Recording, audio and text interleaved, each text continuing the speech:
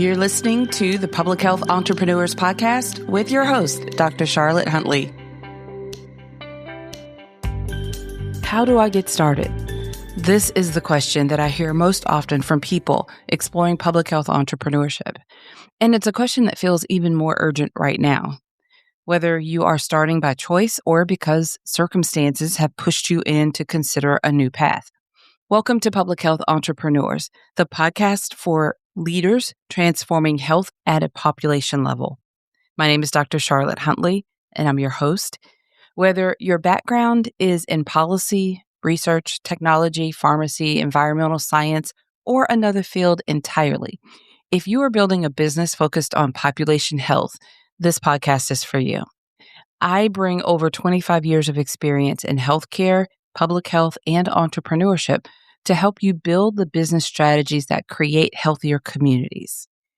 For years, people have asked me questions about how to get started. Here's the one thing that I want you to remember most of all. There is no one-size-fits-all approach. This is a journey of exploration, and your path will look different from anyone else's. But in recent years of coaching and supporting public health entrepreneurs in getting started, I've gathered a few tips that I'd like to share with you or anyone interested in getting started, but unsure of exactly what to do first or next. So tune in. Now, this is not an all-inclusive list. These are just what I consider fundamentals that matter most. I covered this topic when I first launched the podcast, but given the chaos that we faced as an industry in 2025, I felt that it was worth revisiting for an updated lens and perspective. So let's dive in. I'm going to share 10 tips for getting started as a public health entrepreneur. Number 1, identify a niche or niche, depending on how you pronounce that. Don't try to serve everyone or do everything. What specific area of public health do you know deeply or feel most passionate about or feel like your expertise are the strongest? Who needs what you are already providing, what you already know how to do? We're thinking of, I often use the phrase low-hanging fruit. You don't want to complicate this phase as you niche down. And also, a lot of you are very multi-passionate and multi-talented. You can do a lot of different things. So we're really trying to narrow down a combination of what people are really needing and what your strengths are, your strongest area of expertise.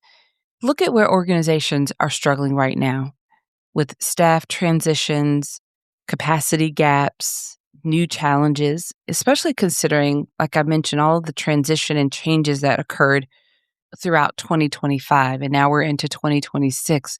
What does that look like? Where can your expertise solve current problems? You can expand later.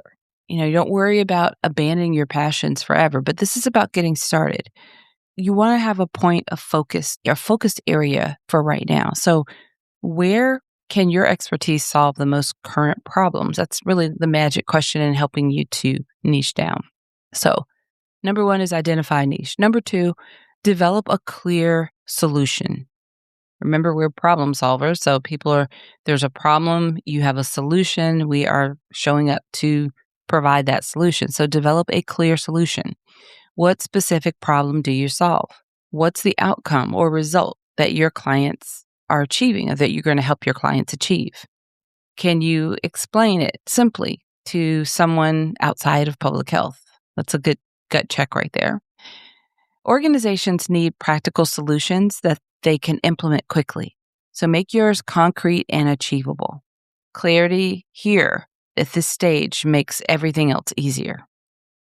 Number 3, create a professional brand. Now, this doesn't mean expensive logos or perfect websites. What it does mean is clear messaging about what you do and who you serve. So professional online presence like LinkedIn at a minimum, consistent ways to present yourself. Really, that's what it comes down to. Now, I'm not suggesting that you spread yourself thin and try to be everywhere, but make strategic decisions about where to show up, but create that online presence. Your brand could, and it should, communicate both expertise and approachability. People need to trust you and trust that you can help them through the current challenges that they are facing. All right, number 4, build a strong network. Your network is your business development engine. Start with people that you already know. Join or re-engage with professional associations. Show up consistently in your field, consistently being the key right there. Many people are rebuilding their networks after job changes and disruptions. You're not alone if that's where you stand right now. So know that everyone is reconnecting right now so that the timing is, everything is ripe for networking and reconnecting and really building and growing a strong network. Number 5, validate your idea. This is really important. Just because your idea or the problem that you're solving is important doesn't always mean that people are motivated to purchase or engage and solve that problem right now. So talk to potential clients before building everything. You may have niche down, you've decided on what your expertise is, the problem you want to solve. Now you need to validate it. You want to ask, what challenges are you facing? What help do you need? Thinking about your potential clients, and then listen more than you pitch. So as you pitch your idea and you're talking to people, listen to what they have to say about it. You want to listen for those buying signs. You want to listen for the objections. That tells you a lot about, it helps you with validating the idea that you have for the solution that you're offering through your business. Make sure people actually need what you want to offer. And I'm going to go a step further because they may need it, but they also need to be motivated to engage with you, buy or contract with you for the solution that you're offering. Because a lot of times it could be a very important need. It could be, interested, but not motivated or in a position to purchase from you at that time. So that may not be the ideal way to go if you're finding that that's what you're receiving across the board. So this validation piece is extremely important. The landscape has changed. After 2025, a lot of what was higher priority, a lot of those things are completely gone and things have really changed. The whole landscape has changed. So what organizations needed in 2023 might be very different than what they need right now. So talk to people to understand, the current reality. This is an important part of validating. So validate your idea. Number 6, start small and scale gradually. Begin with one service, one type of client. Don't build the entire business before getting your first client. Learn from each project and each client. And you can add complexity as you gain experience. So starting small is actually a strength right now. Speaking specifically to where we stand, it's almost like sometimes organizations, like I mentioned just a moment ago, what they need right now is different than what they needed before, and they don't have it all figured out either. So starting small is a great way to go. It lets you stay nimble and responsive to what's actually needed as you're figuring this out in real time with your clients. Number 7, market your services. You have to tell people what you do. They won't guess. So start with direct outreach to your network. Share your expertise through content like LinkedIn posts or articles or speaking. Be consistent. Marketing is ongoing, not a one-time, hit or miss type of situation. So be consistent. People are looking for trustworthy expertise. So position yourself as a steady, reliable resource during these uncertain times.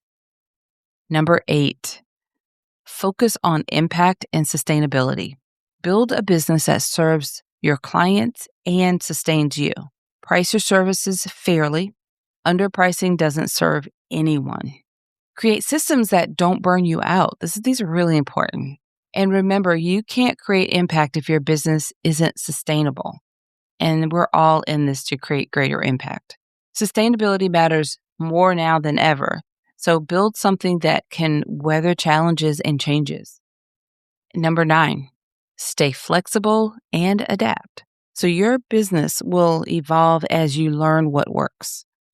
Client needs change, especially in dynamic times. So be willing to pivot when something isn't working. Flexibility is a competitive advantage. We've all learned the importance of adaptability. Build that into your business from day one. Now, that doesn't mean, I feel like I need to add here, doesn't mean you go without boundaries, but you need to not be too rigid because of the fluid nature of where we are in times the times that we're navigating right now. So it's just important to be adaptable and have some flexibility. And number 10, stay committed to your mission. Remember why you're doing this. Public health work matters, even in entrepreneurial form. Your mission will sustain you through challenges, and there will be challenges. You're building something meaningful. So public health needs people who are committed and resilient. Your work as an entrepreneur serves the field in very important ways. And it may look a little different than maybe the work you did as an employee someplace, but your work is extremely important in how you show up. Your commitment and your resilience is everything. So stay committed to your mission. Okay, I've covered a lot of different things, but let me just briefly recap. These are the 10 tips for getting started as a public health entrepreneur. And with each of them, I touched on the nuanced differences that apply to this time right now, in this period after 2025. So number 1, identify a niche. Number 2, develop a clear solution. Number 3, create a professional brand. Number 4, build a strong network. Number 5, validate your idea. Number 6, start small, scale gradually. Number 7, market your services consistently. Number 8, focus on impact and sustainability. Number 9, stay flexible and adapt. And number 10, stay committed to your mission. Whether you're starting this journey by choice or necessity, these fundamental principles and strategies that I've shared with you, these tips will guide you. You don't have to have everything figured out before you begin. Take it one step at a time, stay focused on serving your clients well, and trust that you can build something meaningful and sustainable. Occasionally, I host a virtual or in-person meetup or mastermind session to provide opportunity to answer some specific questions and coach you through wherever you might feel stuck on this journey. So I encourage you to explore our website at publichealthentrepreneurs.com. Make sure that you subscribe to our Public Health Entrepreneurs podcast newsletter so that you receive updates about our podcast programs and events like the virtual sessions I just described. All right, everyone. Until next time, have a fantastic rest of your day. Thank you for listening. Visit publichealthentrepreneurs.com to learn more.